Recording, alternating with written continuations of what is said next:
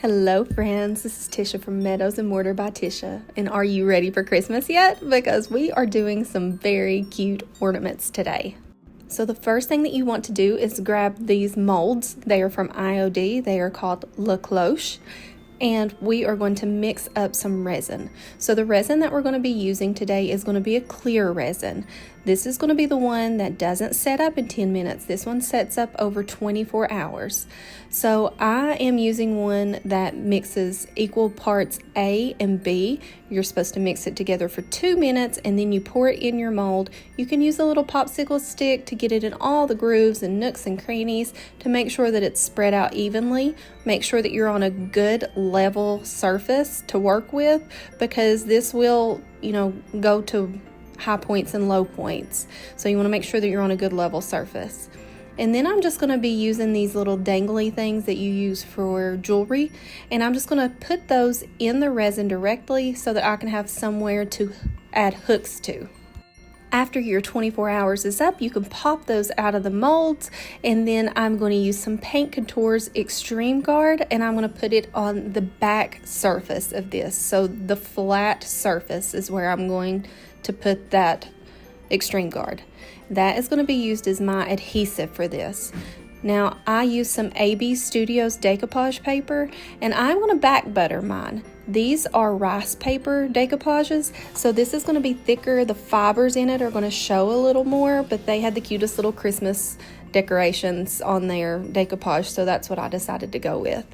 So I add a little bit of the Extreme Guard to my paper, and I also added it to the mold itself, and then I just squish it on there together. Now, because this is a rice paper, I can reposition it as much as I need to.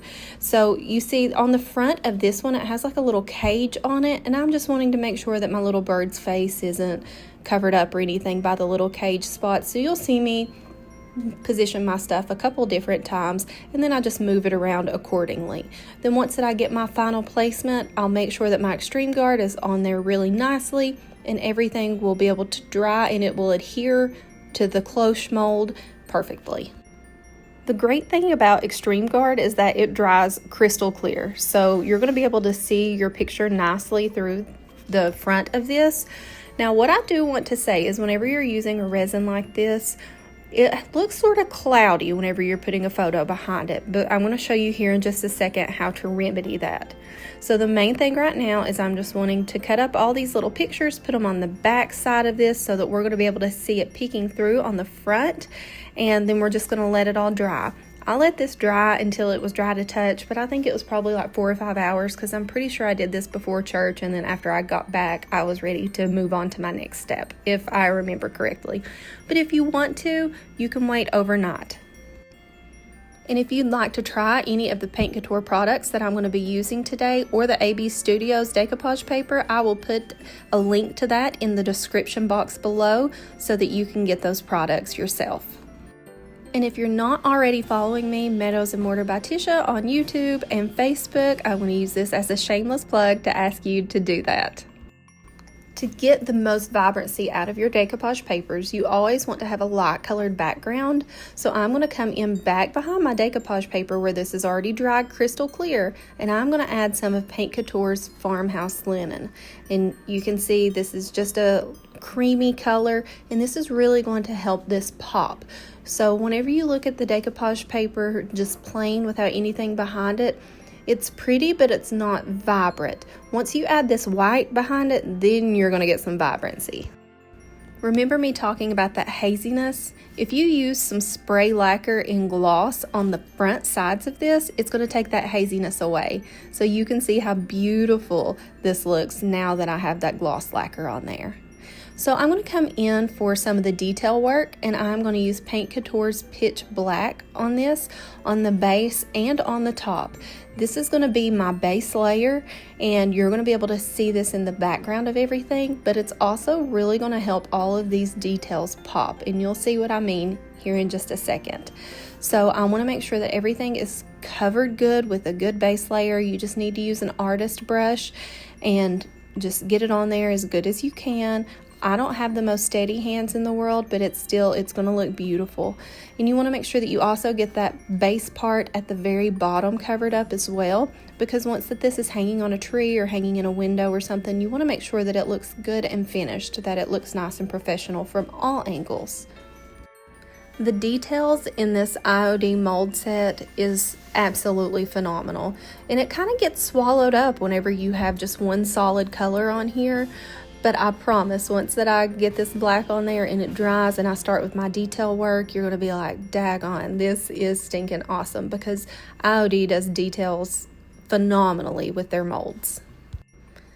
And we're just going to wash, rinse, repeat, do this on every one of these little ornaments. Just anywhere that there are any raised details on it, I'm just adding that black paint to, and then I'm going to let it all dry for a few hours, and then I'm going to come in with my next step. And you want to make sure that on the little bird cage ones that you get those that are going vertical as well. It's not just the horizontal bottom and top sections that you need to get.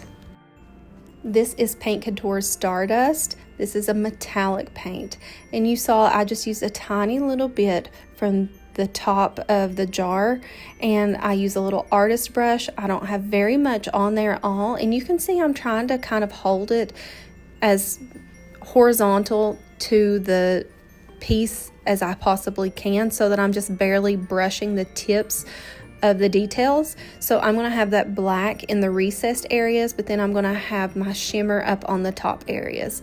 These don't need to be completely saturated. We just want to make sure that you're going to be able to see those details on there, and this is really, really going to make all the difference in the world.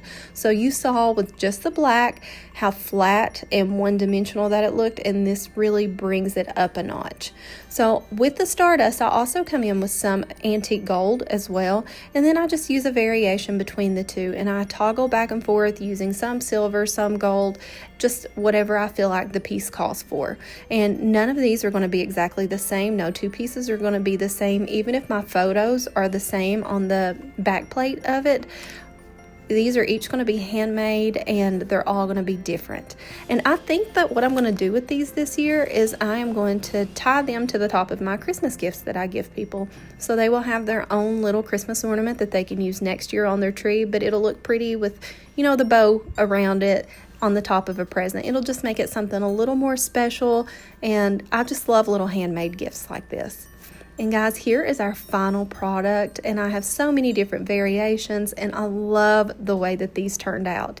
And if this has inspired you, then try this, guys. The worst that can happen is you get a crappy project. It's not the end of the world. Just have fun with the paint and the resin, and if you do it, let me know. I'll see you guys next time. Bye.